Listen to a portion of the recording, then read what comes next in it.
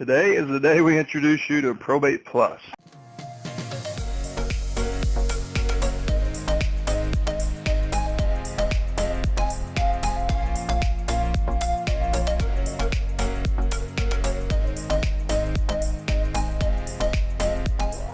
Healthy and thriving agents and investors nationwide. Today is Thursday, July 9th, 2020, and this is Mastermind call number 286. We're going to do this a little bit differently. Instead of jumping right to our callers, we have something that we've been working on for longer than I want to admit, but way over a year, and we are finally rolling it out. And Chad, I'll let you take the lead on this. Today is the day we introduce you to Probate Plus. Some of you guys, I'm sure, were on our beta testing and might know what that is. For those that don't, Probate Plus is kind of a system we built. Really, like everything in this company, we allow the customers to really shape our business model. And one of the things that everybody has had an appetite for, most people, is having probate data with real estate information. But it's very inconsistent across the country on public record. Some courthouses do record real estate data, but a lot of them do not, so it's not something we can standardize. So we've built our own proprietary system that not only looks at what was owned by the decedent, but anything that was owned by any asset owned by the decedent. So, for example, we now find real estate held in trust, real estate held in LLCs, and the system is looking at the county tax record and the MLS record in 3,143 counties nationwide. So rather than looking at your probate list and then looking in your MLS and at your GIS, finding out if they own real estate in one county, we're finding that we can find what they own in any county in the United States, even if it's held in entity or trust. And on testing, what we found is this: the whole intent of this was to help you focus your effort and your dollars on the ones that are the best targets for you. I'm the guy that has told you for 7 years not to scrub your probate list. I'm still here to remind you, still call all of these leads. The average inheritance in the United States is $177,000. So the ones that do not have real estate, or the ones that have sold the real estate, they're very likely to be your next buyer, or they're very likely to be private money lenders for you or your investors. So this isn't to avoid a bunch of your leads. This is to focus your direct marketing dollars and focus your time on the phones on the ones that are most likely to convert first. So what we find is it cuts your overall marketing cost by about 45%, which cuts your campaign cost by about 15% if you include the cost of the leads, the cost of marketing mail, the phone calls, and everything. So it's a way for us to do an augmentation to give you a much higher quality data that nobody else in the country has or will have anytime soon, I'm sure, by cutting your cost and really focusing your effort. And you've got an email right before this call that has some FAQs, a page with a video you can actually go see. If you click on that video, it will take you and show you exactly what Probate Plus is, which data it gives you, how you can use that, and some frequently asked questions. So the pricing on this is $2 per lead. So if you have 100 leads, let's say it's a 6-month-old list and 100 leads, and instead of, because you just didn't get to them, you'd like to know which ones have real estate so you can focus on, give it 100% focus to those. For $200, you will run the match and append, and you'll figure out which ones own real estate. What I've found in testing is, on average, in a lot of counties that I've tested, the one like last night I was working with Palm Beach, Florida, and on average, each PR owned 1.82 properties. So we had 450 personal representatives or probate leads and 644 properties in that 1 month in one county. So we're only going to charge you at the lead level, not at the property level. So you're not going to be, if somebody has 8 or 10 properties, you're still going to pay a flat $2 fee for that data augmentation. So instead of paying $4.50 for 3 letters and then making the calls or paying somebody to make the calls, you can simply hit the easy button, find out what real estate they own, how much it's worth, if it's in pre-foreclosure, how much equity it has, when it last transferred, if it's on MLS, you name it. There's over 200 fields of data that we will add just for the real estate in addition to all the people information. I think that's it. So you can learn more if you're a subscriber. Look under My Probate Leads. You'll see Get Probate Plus. If you're not a subscriber and you're listening to this, you can go to alltheleads.com/probate plus, spelled out. Not the plus sign, but probate, Plus. And all the details are in both of those places. We're excited to offer this product out. We've been working real hard to get it done, and it's probably the best achievement that we've made since we started the company. So we're pretty excited about it. You will prosper from this. We're excited. Thank you all very much, and good job, Chad, in getting it done as well with the development team and all the rest of us. Yeah, and the only thing I was going to add, the reason it took us so long is all of us, and I think particularly Chad is a bit of a perfectionist. We've had this, and we've been playing with it for a long time. We finally got it to the point where it's accurate enough that we're comfortable to roll it out. And you know, data quality in determines data quality out. And no system in real estate is perfect. I think what's different about us is we're willing to admit that. What we found in beta testing is that of the real estate data returned, when we physically validate that manually validate that, we find it's 92% accurate. And that's as close as we can get right now because of just humans are inputting the data at courthouses and then again into the big data system. So there will be errors. You will find them.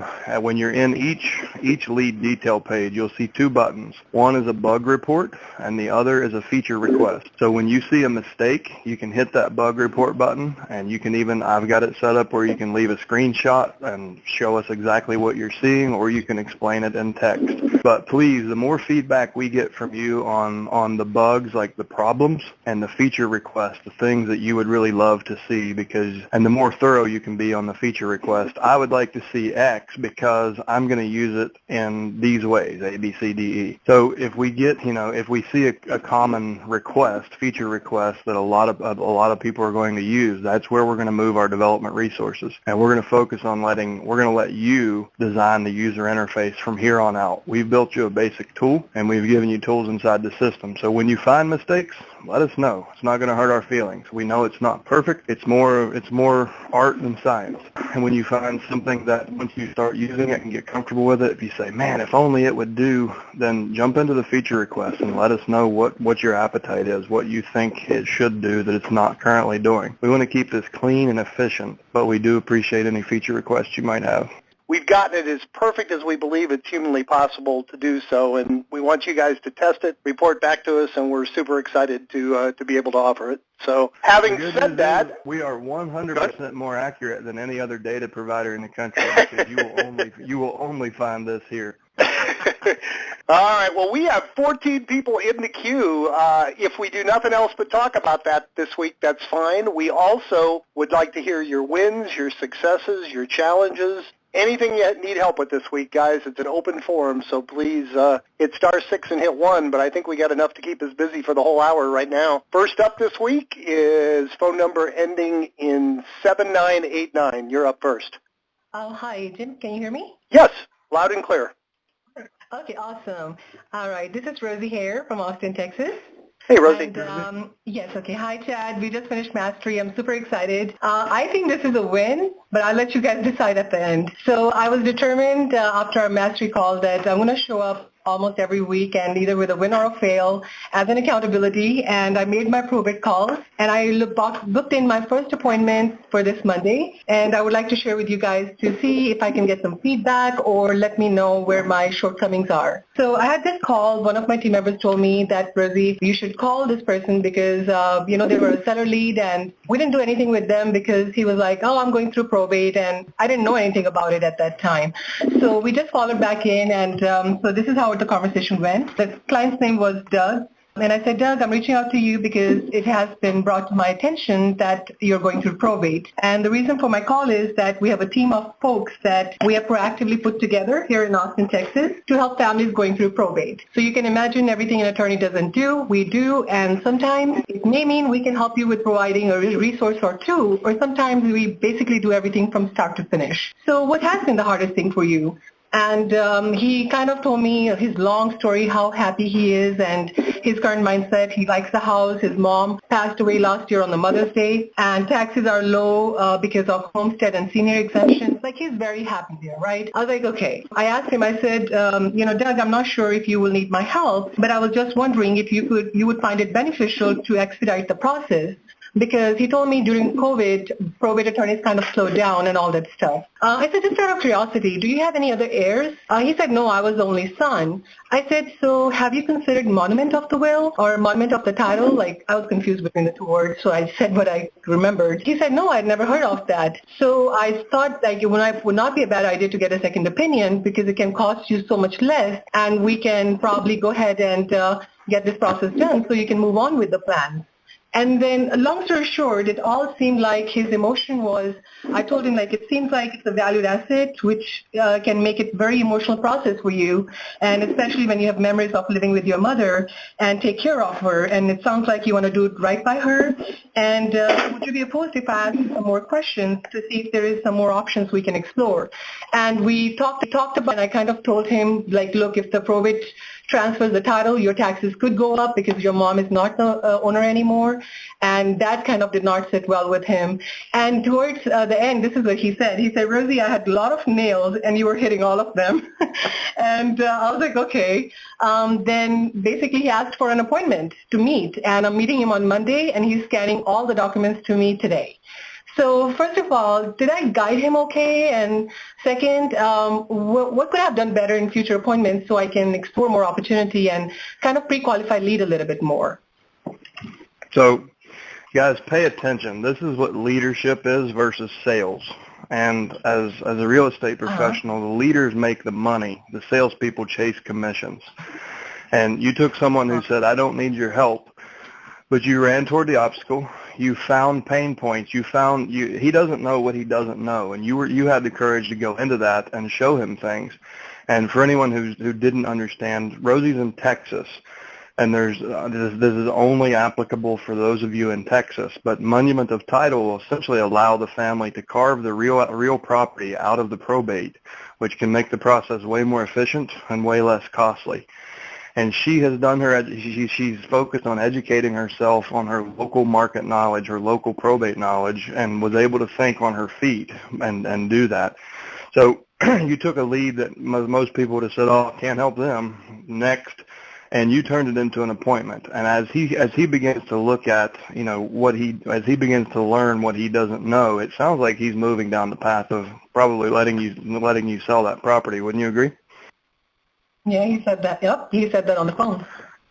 Yeah, so you turned a no into a listing appointment, and I'm certain when you get there, that listing appointment, I mean, you're walking out with, like, be sure and take your blue pen because you're walking out with paperwork.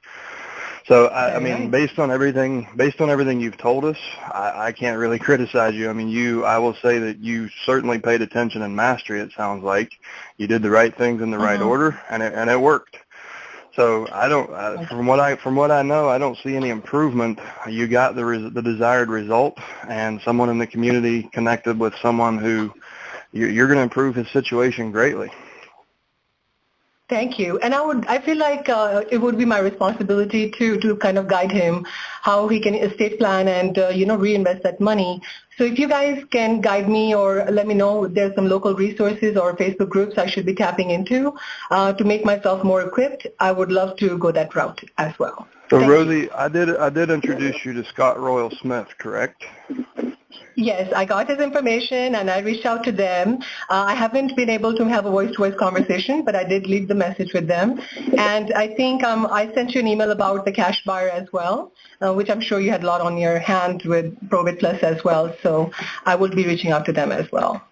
Yeah, so Scott will definitely be your resource in Austin to help you. Okay. Scott is, just for context, Scott is a friend of mine who's a very savvy real estate investor attorney. And in Probate Mastery, we talk a lot about turning these leads into private money leads, like how to generate capital for your next transaction with your current client. Okay.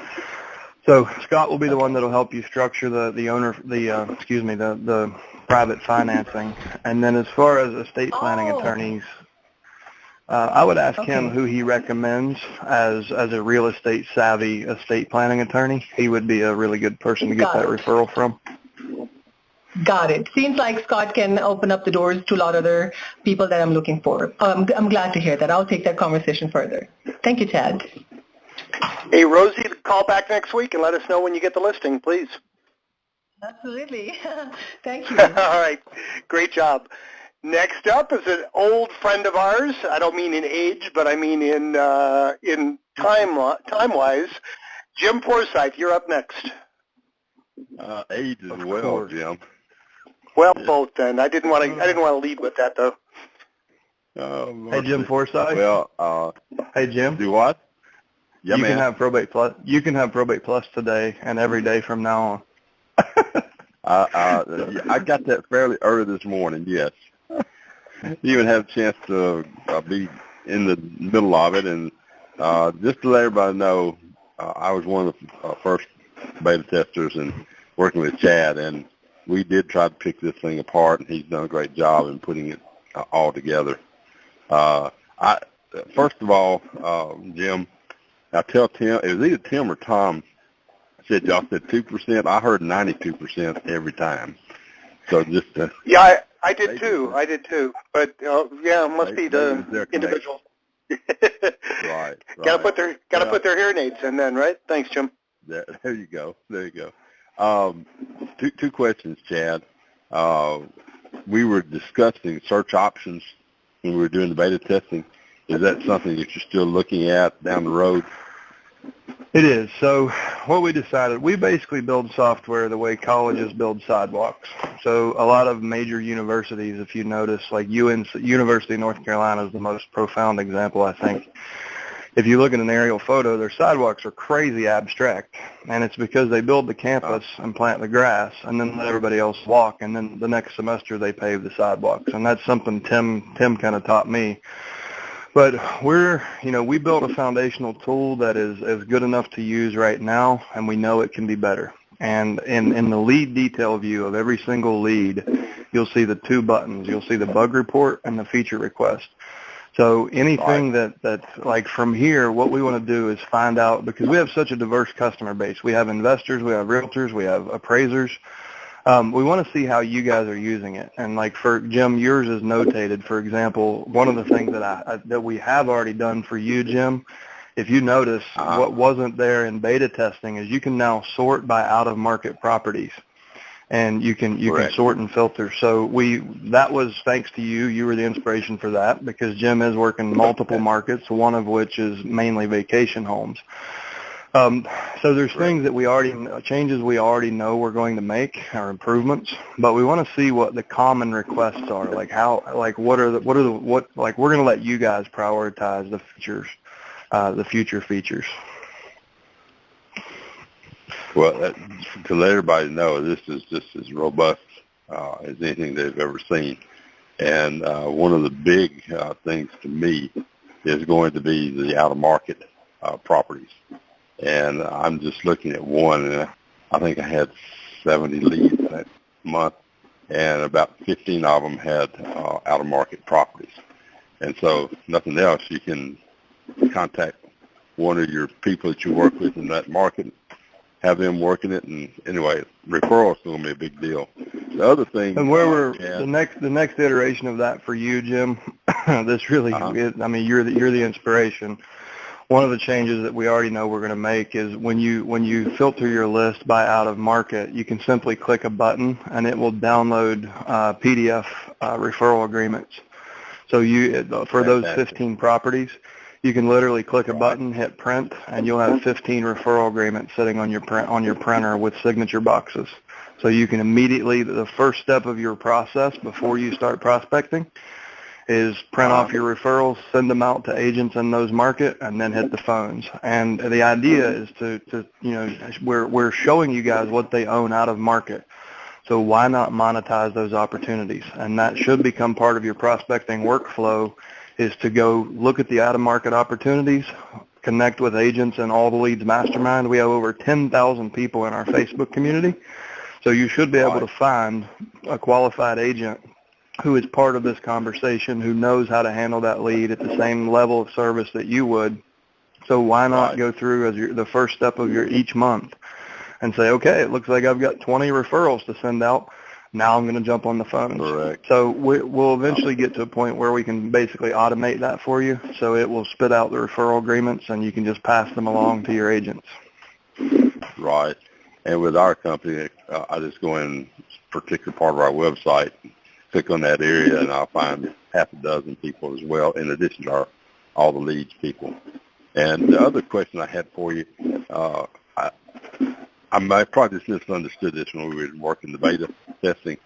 I thought we'd be able to go back and pull the old records and they wouldn't have as many leads. But from what I saw in your video you did, it has to be where we've eliminated them through the calling process. So not necessarily through the calling process. You can, so just for examples, like let's say you want to run a list that you first got like 6 months ago that's never had Probate Plus ran on it. You would go through, and now that there's in the option status tab at the lead level, you can go in and exclude from Probate Plus. So you can go back through your old list and look at your notes and say, okay, I don't want to run this one again. It's not worth the $2. Open the option status tab, click exclude, click save, and then go to the next one. So you'll have to go, this time you'll have to go through those old lists and do the opt-out manually, because we don't know which ones to opt out. We don't want to cost you opportunity, so that's work you or your team will have to do. And then when you get to the order form where you order Probate Plus for that list, you'll actually see, so let's say there's 100 leads on the list, but you opted out 75. In the order form, you're going to see, Polk County, Florida, 25 leads. So it's only going to pull the one, you're only going to be charged for the ones that are not opted out. So, but right now, because it's an older list and it's a new product, you will have to go opt them out manually before you order your augmentation on that old list. Gotcha. Well, just thanks to everybody. It looks great, and I've got 3 people ready to get started on it. And Jim, I was just going to add something. I think you and I talked about this briefly, but the beauty of this is we talk all the time about how valuable the old leads are. The older they get, the more valuable they are because they're finally ready to do something. So in that scenario that Chad just mentioned, if you go back 6 months and 25 of them are still available, now you can save that list, the ones that are available, and 6 months from then or 3 months from then, you can go back and market to those 25, and there might only be 12. And your campaign is going to get continually cheaper, and you probably should just put it on autopilot to do that every 3 to 6 months. Yes. And we're going to also have better mailing pieces since it's, the quantity of mailings is going to be lower. You can certainly afford to send them a nicer, more high-impact piece, when you do send them out, for the historical. But, yeah, there's so many different ways we can use this, and you're one of the first that we thank you for beta testing it and kind of pointing us in the right direction. We appreciate it. Hey, it is my pleasure. And just so everybody knows, maybe I was the one that worked on Chad talking about real estate. Finally got him back to just real estate a little bit. I know he says still call them all, but he and I have gone back and forth about that ever since I've been working with you. But tell him about your $12,000 mistake. I don't want to talk about that one now. You accidentally made $12,000 because you didn't listen to me. Yeah. You guys have a wonderful day. Thanks for being here, Jim. All right, thank you, Jim. All right, next up is phone number ending in 1583. You're up next. Hey, my name is Travis Moss. I'm out of Atlanta, Georgia. I've been listening to y'all calling. It's been wonderful. I finally made my calls this week, and I just wanted to say the system is phenomenal. I mean, it was amazing. I was scared at first, but the process with how you and Chad have been kind of teaching us how to come about when we first answer the phone, and it's been phenomenal. And anytime somebody do be angry in the beginning, how we express, how we are kind of helping them, I mean, it relaxes them so much. But I do have like 2-3 questions I want to ask. The first question I want to ask, if I'm talking to somebody and I don't set my USP, and they state to me that there's no real estate in the probate, and then so I got stuck on the first one. How do I go about still providing value if there's no real estate? Yeah. So first, understand what your opportunity is here. So you have 2 opportunities. One, you can turn them into a referral or you can turn them into an outbound referral that will eventually turn into an inbound referral for you. With a registered investment advisor, with an estate planning attorney, you can ask this person, you can continue to provide value to them by seeing if they have their own estate plan. And if they don't, you can refer them to the estate planning attorney on your team. You can ask them if they know what they're going to do with the inheritance. Statistically, the average American inherits, the average estate, the family will inherit $177,000. So you can refer them to a registered investment advisor to understand the tax implications of the inheritance, which there aren't many, but also what they can do to, instead of spending the wealth, investing the wealth. So should they set up long-term care plans for themselves? Should they have 529 college plans for their children? So there's a difference between spending the inheritance and investing the inheritance. And if you can help them plant that seed and get them to start thinking that way. So you can offer them an hour with an estate planning attorney to make sure they never have to go through this again. Offer them an hour with your registered investment advisor so they can know what their options are for investing the inheritance rather than spending it. You can also get them over to your real estate attorney who can help, the three of you can get on a call, and you can turn them into a private money lender. So you can show them how they can make, 10 to 15% on their money secured by a first position lien on real estate in their market. So it's one of the most secure investments you can ever make and one of the highest returns you'll ever get. So there's three really distinct opportunities for the ones that do not have real estate. You turn them into referrals, and you can turn them into a bank so they can fund your next deal or your investor's next deal. And you essentially just create a cycle of transactions. Those registered investment advisors, the estate planning attorneys, they can't directly solicit for business the way that we do because of anti-solicitation laws in their industry. So we can bring them qualified, ready-to-speak referrals. And what do you think happens the next time they talk to someone that has a real estate need? You're the only person they're thinking about. So we're creating relationships with value, or we're reinforcing relationships with the value of the referrals, and we're helping those people. Even though they might not think they don't need help from a real estate professional, we can provide value to them, and that creates future opportunities for us. Okay, great. And that's where I got stuck at, all right? So I had 30 leads. In my portal this month, and I just made all 30 calls between today and yesterday. Now, I had a couple people call me back. I got stuck with this here. When people call me back, I got the Google voicemail. If they don't say their name and they don't leave a voicemail, I only see the number. How do I know who I'm speaking to? Is there a way I can, type in the number or something on the portal? No, man, I used to struggle with that too. Like, I built a database that was, quickly searchable, and I always wanted to know who I was on the phone with before it rang or while it was ringing. And eventually I got to a point where I was so wrapped around the axle before I picked up the call or before I made the call that I was just distracted and my skill set was dull, right? So my advice to you is just let go of the need to know everything before you pick up the phone. Just pick up the phone and say, hey, this is Chad. I missed a call from this number, but I didn't get a voicemail. And then be absolutely silent. And it can be a little bit awkward in the beginning. They might not know, but they might not know who you are either. But just feel your way through the conversation. Don't try to deduce too much. I found that I wasted more time trying to figure out who I was calling than I did when I just picked up the phone and just hit it head on. So I would say just change your mindset a little bit. You don't have to know everything before you call back, and just call and just be human.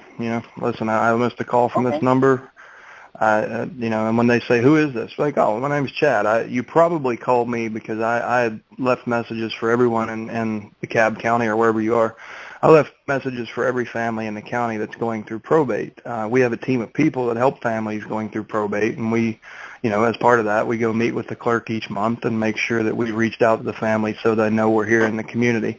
Are you representing an estate? And then boom, you're in. Okay. All right. So if you call a number and they don't answer, how many times do you sit there and call the same number before you move on or before you follow up like another week? So how many times do you call the same number consecutive to the answer? So it's you never know. People people don't like to answer the phone these days. So just because they're not answering right now doesn't mean they don't need your help or they won't work with you.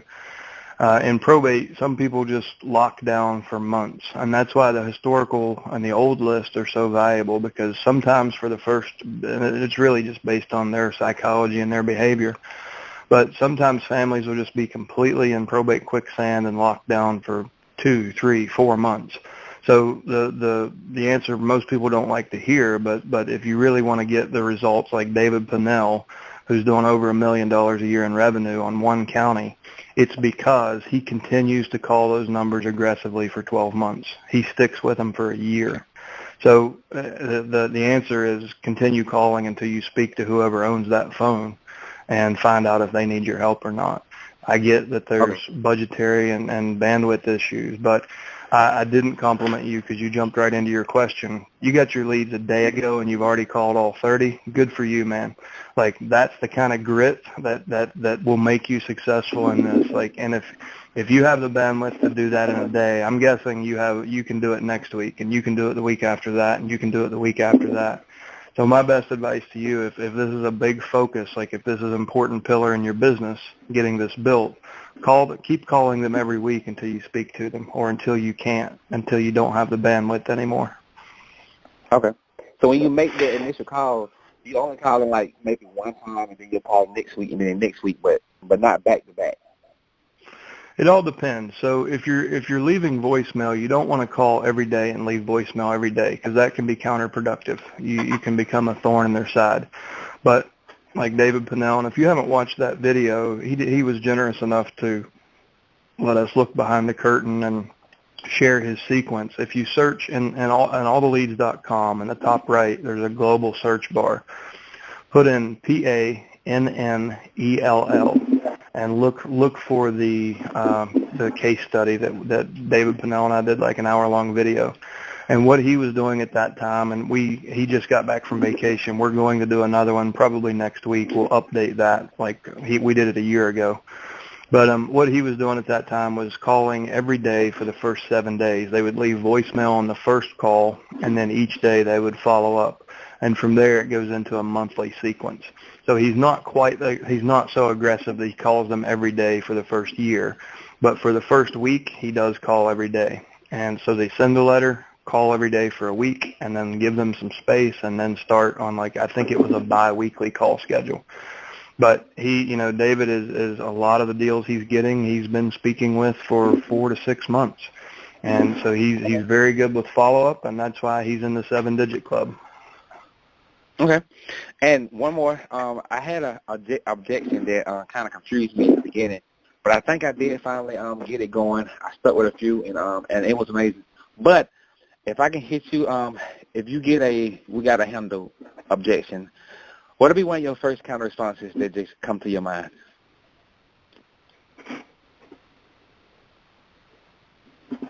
So I was waiting. Do you want to role play? Well, no. I know there's a mastermind, right? So it's not role play. But if I can, I will. Yeah, jump in. We'll keep it as short as we can. Okay. So So I call you. Okay. No, you call me. Well, tell me where the objection came out. We don't have time to do a full role play. Is it when you were trying to set the appointment, or when they first picked up? Yeah. So soon I go to my USB, and soon I get done with my USB, then I ask them if there's anything that I could take out their hands today, what would it be? And then they say, well, you know what? Actually, we got it all handled. I mean, all of it is done. Okay. Well, listen, that's great. I mean, a lot of families we speak with are proactive, and they do have the simpler estates, especially. They get a lot of things done very quickly. So I'm actually happy to hear that, because most families do struggle with this. One of the things that I notice a lot of families that they kind of miss, and unfortunately the attorneys don't help them, having been through this, would you ever want to go through it again? Okay. Well, where I was taking you, I was gonna. Well, in the interest of time, I was gonna feel you out to see if you had an estate plan. Can I at least turn you into a referral?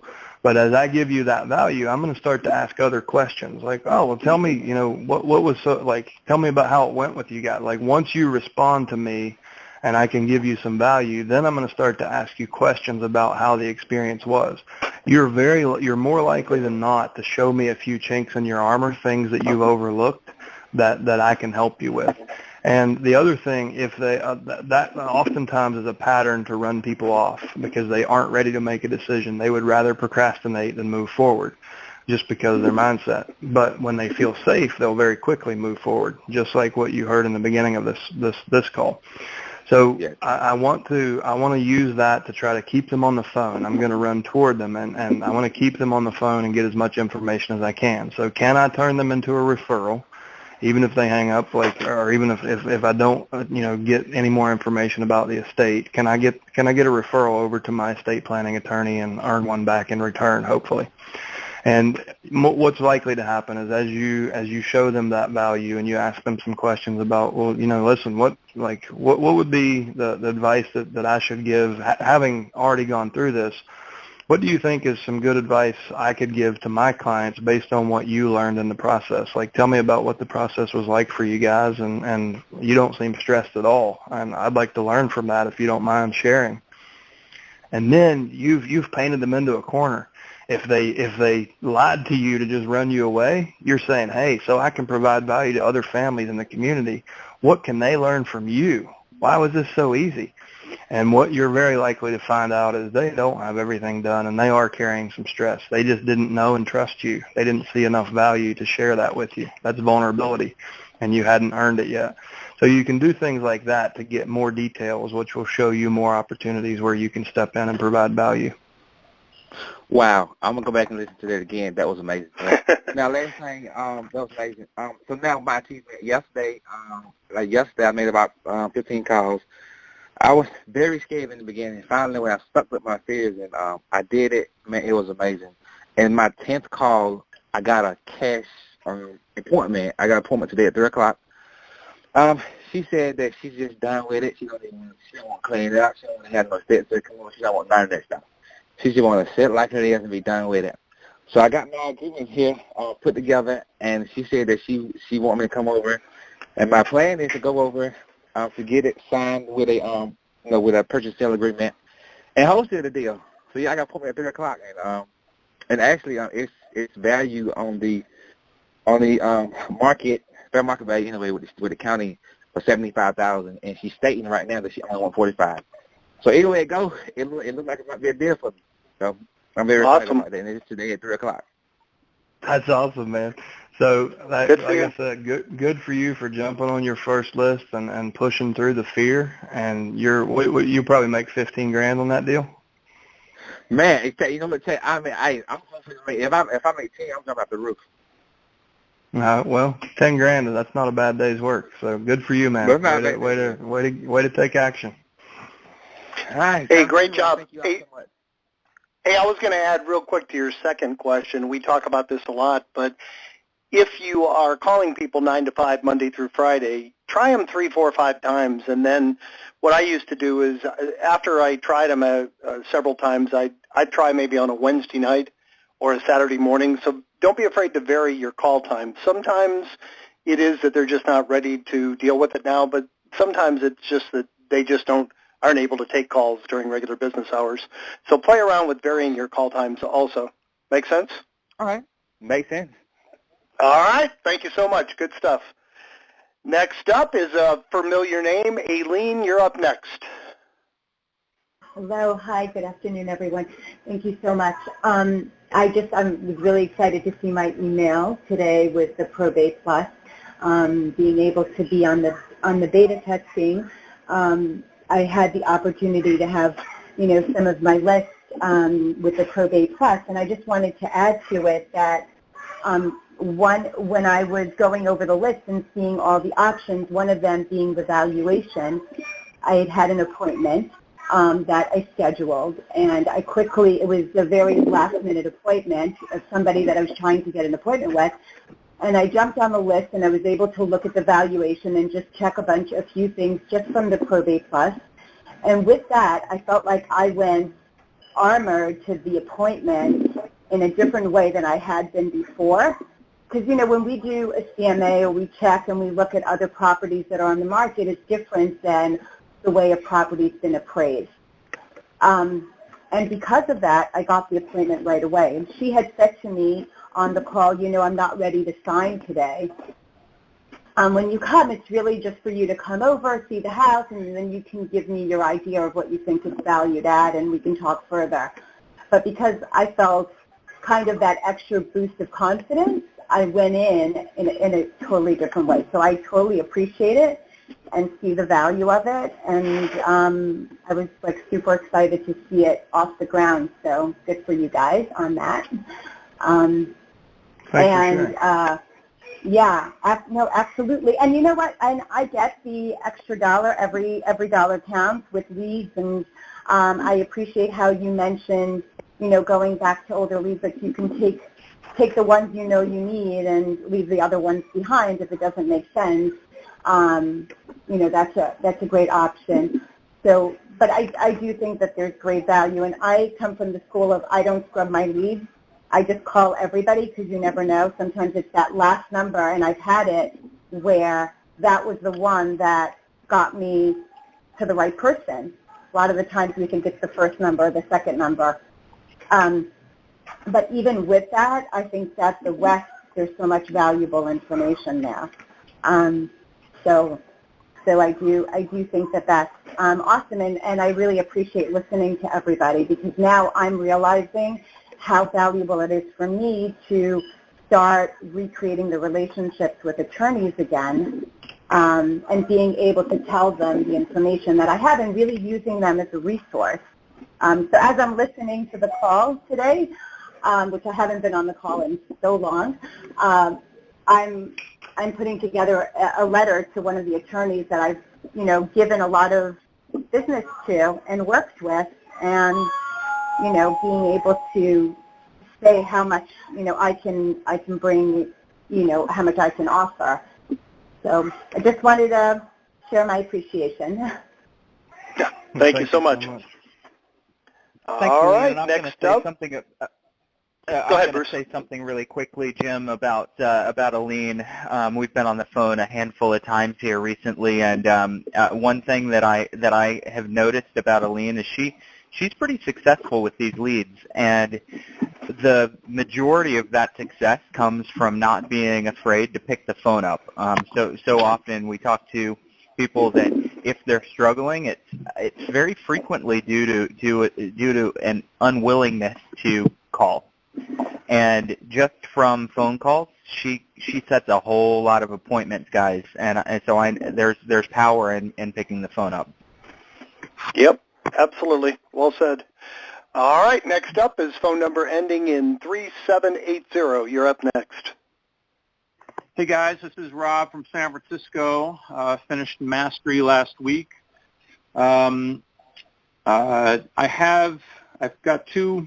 I got one probate, one trust. I was calling because I'm thoroughly confused about the trust, but I just got some clarity from my client.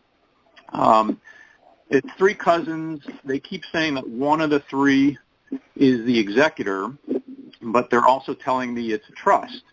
And I don't think those two words go together, right? If they're an executor, I assume it's probate. If they're a trust, they got to be a trustee.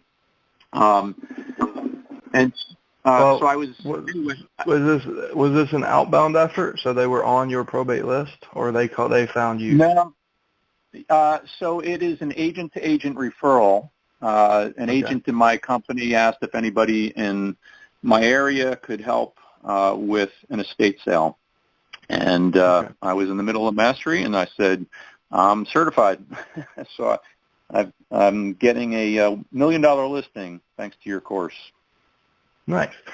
So the reason I ask, if it was on the probate record, then your assumption should immediately be that even though there's a trust, it wasn't properly funded. And what I mean by that, a lot of times, including like Steve Jobs and Walt Disney, they will establish a lot of times even offshore irrevocable trusts. But let's say, you know, Steve Jobs might have done that in the 90s. And then when he passed away, he had bought another house or an RV or, you know, another server farm or something that never got properly titled or funded into the irrevocable trust. Well, in that case, when he passes away, he has to probate anything over in your state. I think it's $150,000 requires probate. So you might have 99% of assets are held in trust and are not subject to probate, but that one thing that was left out, a house or an RV or a financial account, whatever that asset is, if it's worth more than the small estate exemption in your state, then even though they have the trust, they still have to probate the estate for the assets that weren't properly funded into the trust. And unfortunately, that's all too common. Not all estate planning attorneys are created equal, and even if they do a great job, families don't always listen. They may go buy things and never even consider that they bought it in the name of John Doe, not the John Doe Irrevocable Trust. So that's oftentimes what happens. It's very common in the Bay Area because people move fast and, they pay an attorney to do it, and they operate their whole lifetime on the assumption that they have this seamless estate plan, and then their kids find out that something was left out. So that's probably what you're dealing with. There probably is both there's probably a trustee, but there's also an administrator. So you're not saying that the things in the trust will also have to be probated. You're just saying the things that didn't get put into a trust. So they've got to do both. That's correct. Okay. That's right. But the beauty of this is the social aspects of a trust are the same as probate. So they feel the same pressures, the same pains. They just don't need the court to tell them what to do. It's way more efficient because there's no court oversight. So you can build a relationship with the trustee and the beneficiaries and help them in the same way that you do by building a relationship with a probate attorney and a personal representative. It's basically that all the social motivations are the same. It's just a way more efficient process in trust, and it's way less expensive. Yeah, I had my listing appointment 2 days ago, and exactly what you just described is what's going on there. So my big question in general, because I had this with, I've got a past client with a probate. What am I supposed to be asking for as proof to find out, whether it's probate, whether it's trust sale, and including, signing authority to sign a listing agreement? What paperwork should I be asking for? Well, with probate, the document that gives them the authority and the power is the letters of testamentary, and they'll get that at their the confirmation hearing. And before COVID, by the time we made contact with them, they almost always had that, right? But because we do have some judicial backlog now, there are people sitting waiting for their confirmation hearings, so there can be a delay in it. If you do go on an appointment and they don't have the authority, they haven't gotten the letters, you can always move to a letter of intent, and you can sit down with your broker, or if you are the broker, make a letter of intent to list or a letter of intent to sign exclusive right to represent, whatever you want to title that, but a letter of intent to list and a letter of intent to sell. And we know that they're not legally enforceable contracts. However, they are mental commitments, and we're well-conditioned little Americans. When we sign something, we know that we put our name on the line, and that means something. And we don't want to risk finding ourselves in a courtroom. So, I'm not saying that you should threaten these people, but just based on their conditioning as a U.S. citizen, that when they sign something, they feel like they made a commitment, and that will help insulate you against any competition that might be coming in behind you. Okay, I think that's great advice. So it's funny, because I had the big question of being confused over executor and trustee. And while I was waiting on the call, I got a text from the trustee. Good morning, Rob. I have my possession, durable power of attorney for the property of blank blank, also revocable trust agreements, all of which name me the attorney in fact and trustee. I also have both of their death certificates. So my question is, which of those do I need, and which do I send over to an escrow officer? So you'll need them all to close the chain of title, because the death certificates will prove that the death occurred, and then the POA and the trust agreement will prove that person has the authority to sign on the behalf of the deceased. So he's referencing all the relevant documents that you need, that the title company will need to issue the binder.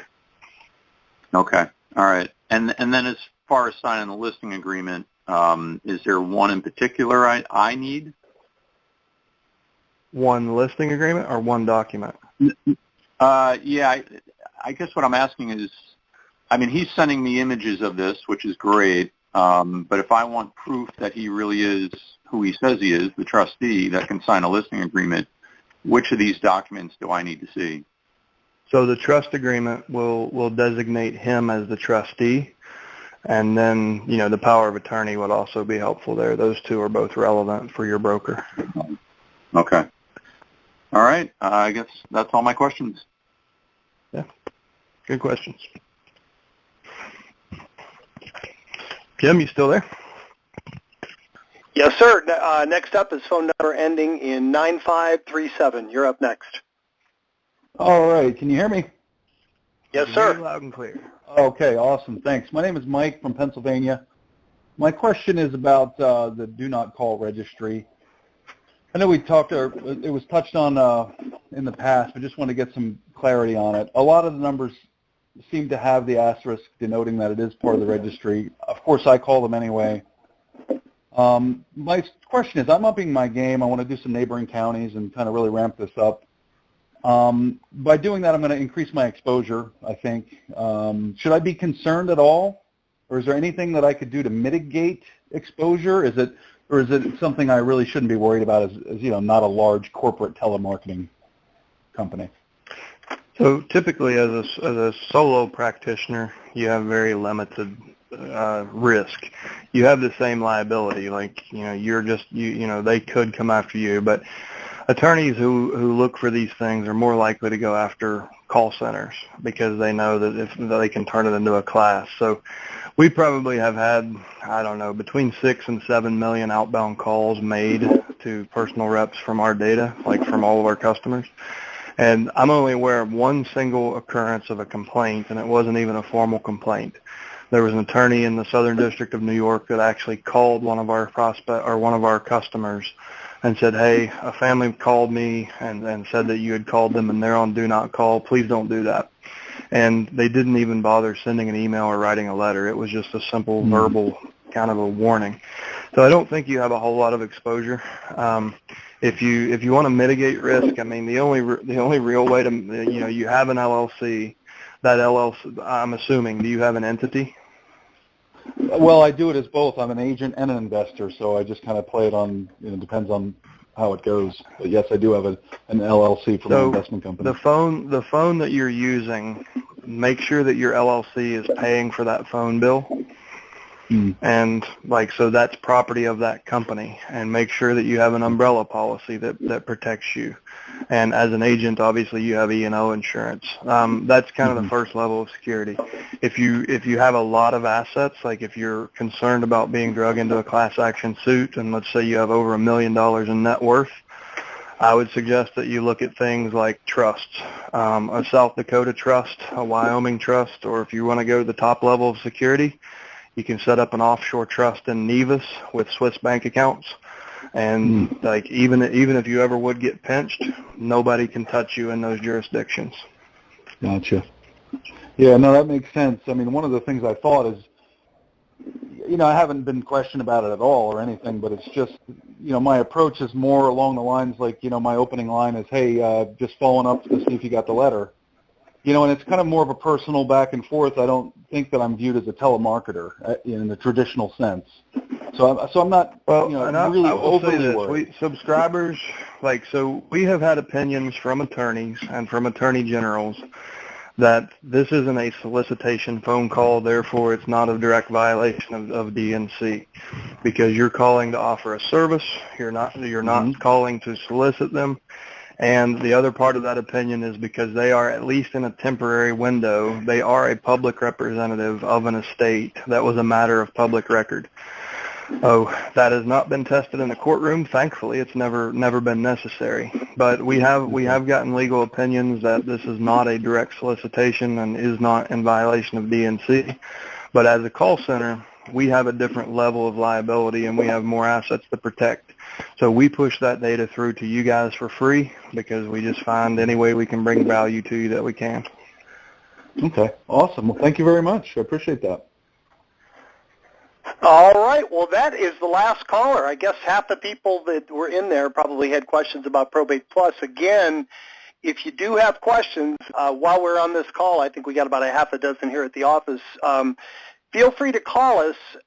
If you would first go to alltheleads.com/Probate Plus.